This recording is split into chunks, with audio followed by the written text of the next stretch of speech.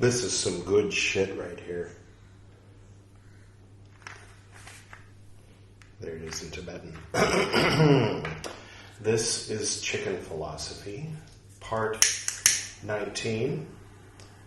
I know I should use like wood matches or some shit. Or like, I don't know, lightning, flint and tinder. Yes, it's very nice. So, long-time viewers of this program might recall that my birthday was on the 21st. It is now October 3rd. And yesterday, the taxi driver I mentioned, Kapil, knocked on the door late at night, and Piyu and I were terrified. I looked out the little peephole. There's no light out there. I could kind of see a face. I opened it, hesitating, and there he was, and he handed me this hat. See, what happened was I left it at the hotel. And then I was like, oh, I feel bad, you know. And he was like, I'll get it. And so I called the hotel, and they were like, we threw it away, but they got it out of the trash. They're like, okay, when's it coming? And I was like, tomorrow, I think. Every, 5 months, the landlord runs the engine on the motorbike down there. Oh, no, okay, I guess it's something else. Anyway. So then the hotel was like, hey, he still hasn't come. And I was like, oh, you know what? Don't even worry about it. Just throw it away. It's cool. And they were like, I feel really bad about it.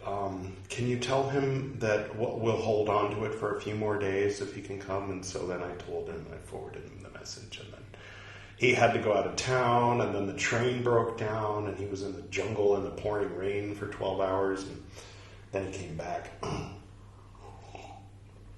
Then, anyway, he was on his way down south, and I was reading the end of A House with Good Bones, or maybe the beginning of The Elementals, I forget which. And he was calling and calling. He was, going to say, hey, I was able to stop and get the hat. I'm going to drop it off because I'm on my way to Karnataka, the state south of here. Anyway, that's not a very interesting story. I got my hat. This was my birthday hat this year.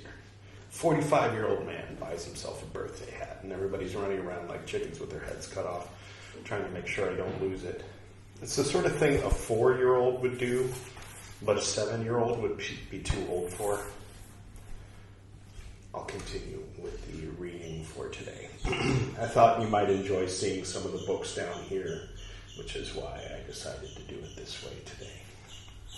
Can you hear me? Is the microphone close enough? I'll continue. A year later, when Jung was in Castangola, the figure returned once more. He had been with the dead and had seen Jung's dead, his dogs and his father, period.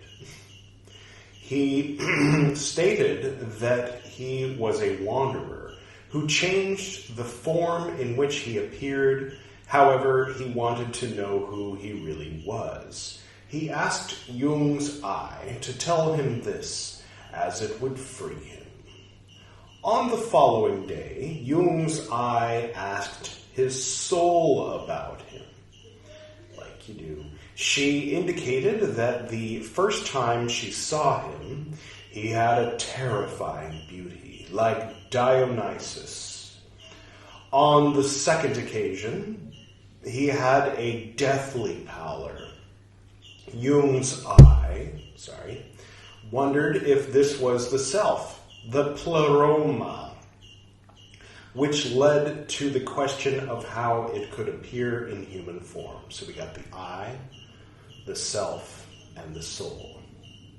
3 persons, like the Trinity or something, I don't know, whatever. Yeah, and the Arab boy, and the Philemon. and veins. And Chris and I don't think you're... Are you watching this, Chris? Hi, if you're watching it.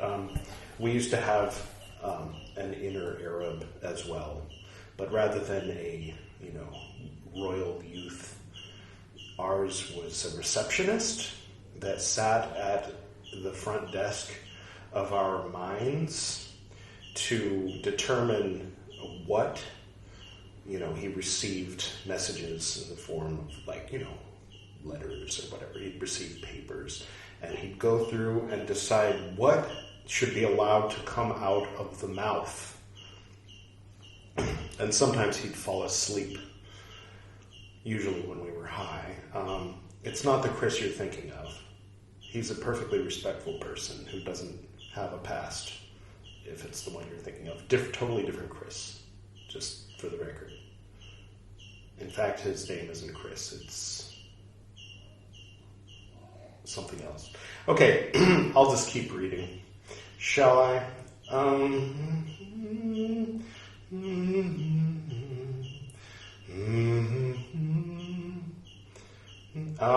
2 days later, I'm just going to start here because I have no idea where I was. The figure returned, the pleroma, which led to the question of how it would appear in human form. Furthermore, he couldn't understand why it wanted to be overcome and made determinate. Bless you! 2 days later, the figure returned, this time as a red-haired, bearded hunter wrapped in animal skins. The figure reiterated his question, asking Jung's eye to tell him who he really was. The eye replied that he was a god. As to why he overcame him in the dream of 3 years earlier, the eye thought that this was because the god couldn't remain in a state of unknowing, but had to learn wisdom. 2 nights later, he appeared again, this time as a sick pubescent boy who had taken the form of Jung's son. The boy suffered from a burning rash and requested treatment. The sickness had arisen from a dream. The boy had been wearing a mangy wolf fur and hunting with hounds. He had wanted to play with a bear cub and got the sickness from his wolf fur. Jung's eye informed the boy that this was no ordinary wolf, but a spirit wolf who brought sickness, and that this wasn't an ordinary dream, but something that had actually occurred. The boy had been his own father. The red beard, the hunter of wolves and men. So like an alternate universe where Marty just says, fuck it. Right? No. I was thinking bear cubs and wolves. This would be really good, something to add to the curriculum for Cub Scouts. You get the wolf and the bear. And years later, recalling his encounter with this figure and describing it as a dream, Jung noted, quote, "I suddenly knew the wild huntsman had commanded it to carry away a human soul. A few days later, he heard the news that his mother had died. He realized that, quote, it was Wotan. Okay, the god of my Elamanic forefathers. Oh, Alamania. Oh, I think I almost know what that means. Who had gathered my mother to her ancestors negatively to the, quote, within quotes, wild horde, and quote, within quotes, but positively to the Salilut, the blessed folk, end quote. Alamania. That's like French for something, right? Alamania. All right. It's a mystery. I'm not going to make Editor Edward do any work today. He did enough work. I'm really Editor Edward. It's me, but at a different point on the timeline. See, right now I'm in front of the camera talking, but when I'm not doing that, I'm editing. And when I'm not doing that, I'm sleeping. And those are the three states that you can find me in. No. So French for French, I think it might be the French word for German, actually. The German word for German is Deutsch. The English word for German is German. And I'm pretty sure the French word for German is Allemagne or something. All right, okay. I'll just keep reading. Yes. Jung's encounter with Wotan. Wotan's Day? Odin's Day? Is it a form of Odin? Jung's encounter with Wotan was to reverberate in his writings, and it shaped his understanding of the social and political upheaval occurring in Germany in the 1930s. In 1936, he attributed these to the reactivation of the archetype of Wotan. The presence of this figure was not restricted to Germany, but was, quote, an international phenomenon, end quote. The reemergence of Wotan in the present was a phenomenon that he himself had directly experienced. As further evidence for his hypothesis, he referred to Nietzsche's elevation of Dionysus, claiming that biological evidence suggested that the god he really had in mind was Dionysus's cousin, namely Wotan. So not a pronunciation of Odin. Okay.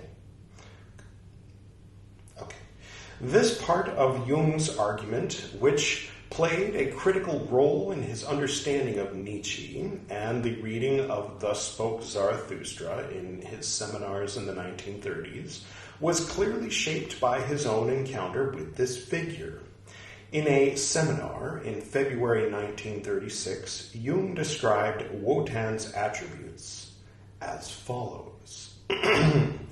He is the god of oracles, of secret knowledge, of sorcery, and he is also the equivalent of Hermes' Psychopompos.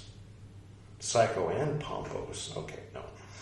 And you remember he has, like Osiris, only one eye.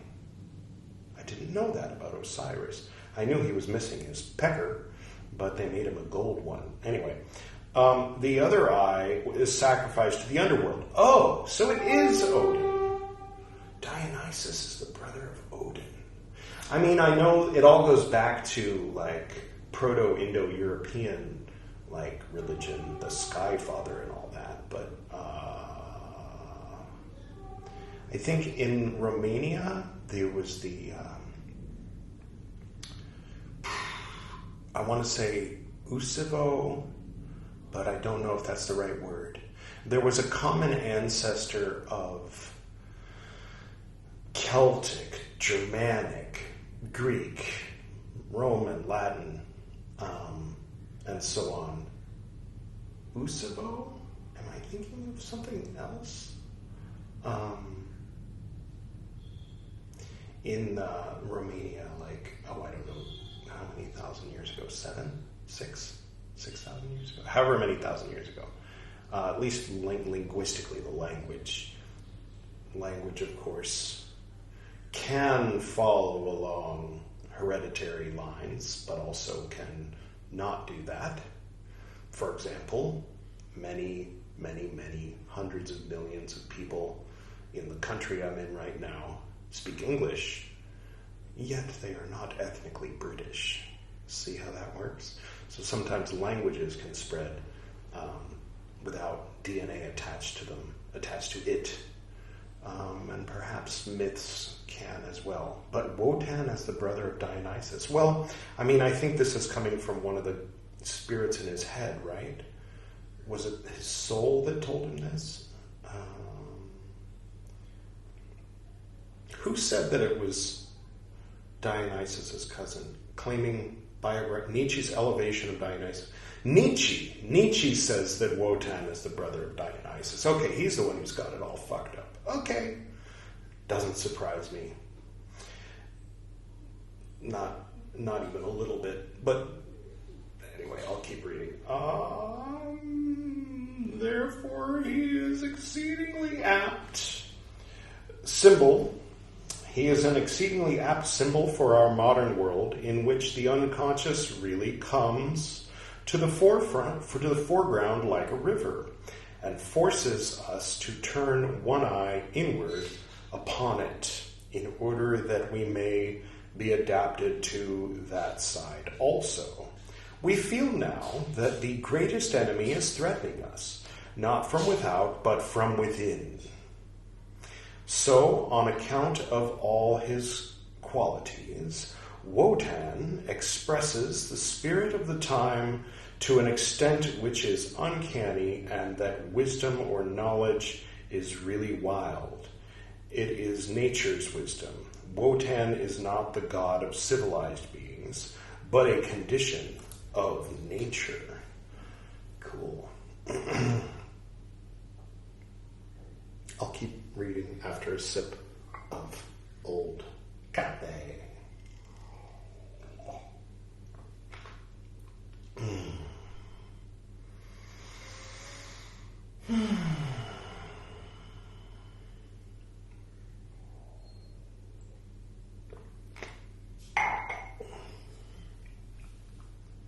Okay, so the next section is called The Psychology of the Religion-Making Process. On January 5, 1922, Jung had a conversation with his soul concerning his vocation. She urged him to publish his material, as it was, quote, a matter of revelation, end quote. He had to serve his calling, which was, quote, the new religion and its proclamation, end quote. He balked at this. Okay. 3 days later, he was resurrected. No. 3 days later, his soul informed him that the new religion, and then it changes margins and fonts, expresses itself visibly only in the transformation of human relations. Relations do not let themselves be replaced even by the deepest human knowledge. Moreover, a religion doesn't consist only in knowledge, but at its visible level in a new ordering of human affairs. Therefore, expect no further knowledge from me. You know everything that is to be known from the revelation offered to you, but you are not yet living out everything that is to be lived at this time. Jung's I replied, quote, I can well understand and accept this. However, just how the knowledge could be implemented in life is dark to me. You must teach me this, end quote. His soul said, quote, there is not much to say about this. It is not as rational as you are inclined to think. The way is symbolic, end quote. During this period, an increasing number of people from England and America made their way to Zurich to work with Jung, forming an informal expatriate group. On August 22nd, 1922, Jean de Angelot wrote to Chauncey Goodrich, issuing, quote, a challenge to all brother neurotics. Go, my brothers, go to the Mecca, I mean to Zurich. Come on, man, one's in Saudi Arabia, the other one's in Switzerland. That's almond eucalyptus, like, really? No, I know what they mean. Using Mecca as a metaphor. So it's like the Mecca for Jungian psychology, because that's where Jung is. Right? So right now, Majorda, South Goa is the Mecca of Edwardian. Never mind. Right. Yes. I mean to Zurich, and drink from the fountain of life.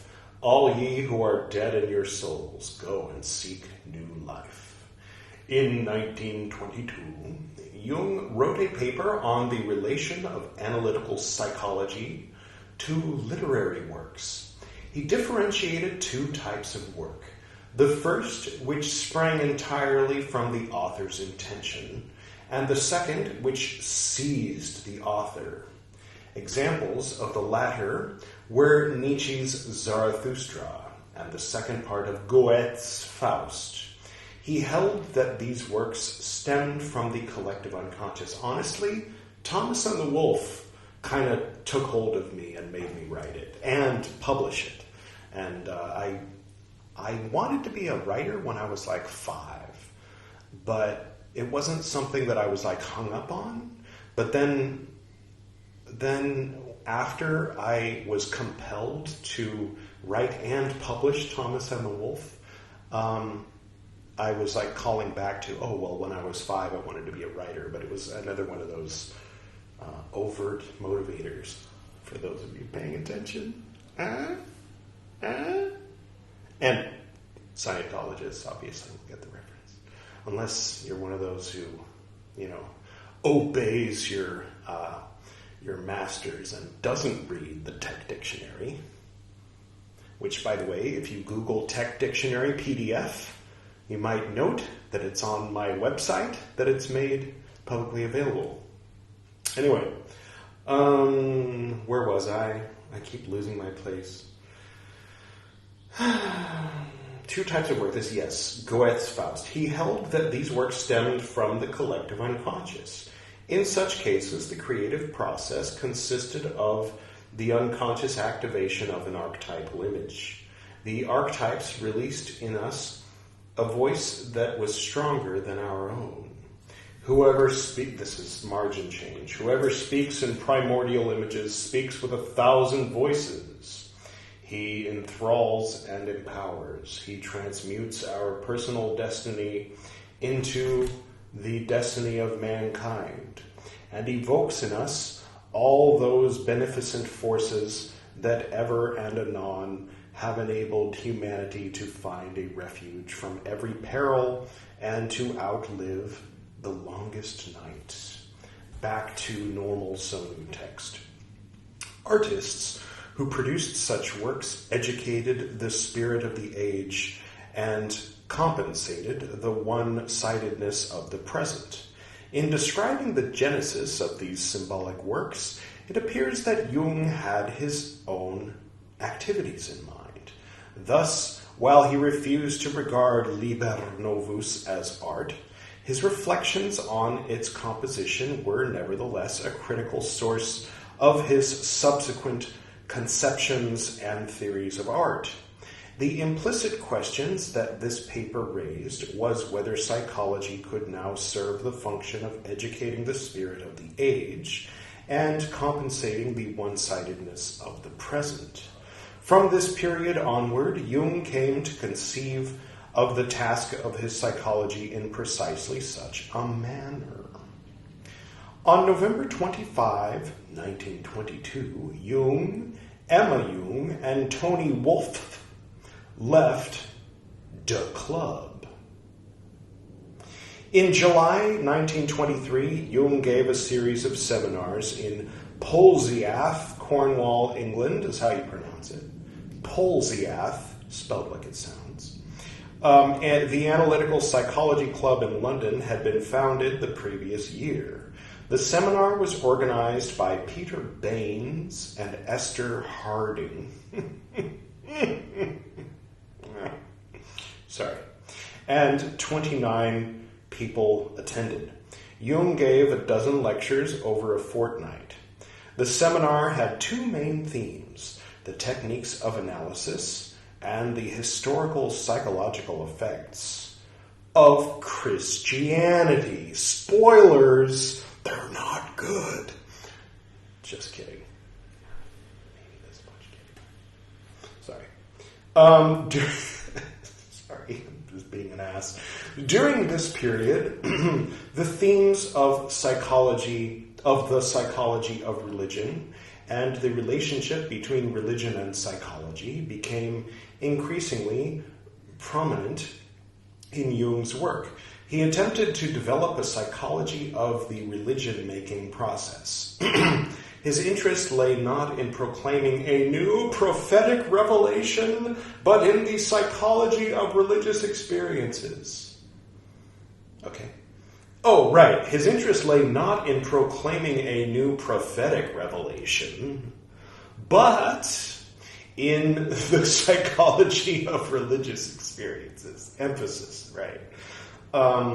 The task was to depict the translation and transposition of the numinous experience of individuals into symbols, and eventually into the dogmas and creeds of organized religions, and finally to study the psychological function of symbols. For such a psychology of the religion-making process to succeed, it was essential that analytical psychology, while providing an affirmation of the religious attitude, did not succumb to becoming a creed. Because I'm a creep. Was that creed? Or does it just rhyme with... Doesn't rhyme at all. Never mind. I was going to start singing a Creed song just to... Anyway. In Paul Zeeth... Now that's Radiohead. Creed. I can't think of a Creed song. It's just... none of them ever stuck that much in my brain. In Paul Zeeth, he drew a sharp distinction between the teaching of Christ and ecclesiastical Christianity. He argued that the attitudes of the latter had led to the psychological exclusion and repression of the world of nature and the flesh, the animal, the inferior man, and creative fantasy and freedom. Yeah, we're getting kind of into what Carl Jung is best known for, the whole love your shadow, don't put it in the closet thing, right? Consequently, those matters were constellated in the unconscious, and we were faced with the return of the repressed. Toward the end of the seminar, Jung reflected on the theme of the, quote, invisible church. While Christ had been a flame that had kindled the greater part of the world, this had been put out by the institutionalization of the church. He argued that such a process was inevitable. Yeah, it kind of is, isn't it? And that the same fate lay in store for analysis. Yeah, it kind of did, didn't it? Wasn't it? Never mind. Reflecting on this, he noted, around Eckhart grew up a group of brethren of the free spirit who lived licentiously. The problem we face is analytical psychology in the same boat? Are we the second generation like the brethren of the free spirit? If so, it is the open way to hell. Hell, right? And analytical psychology has come too soon and will have to wait for a century or two. I'm going to go ahead and close there. At the end of the little paragraph on the right, century or two is the last words, right? So, as I just casually sit in a normal way, gazing upon you,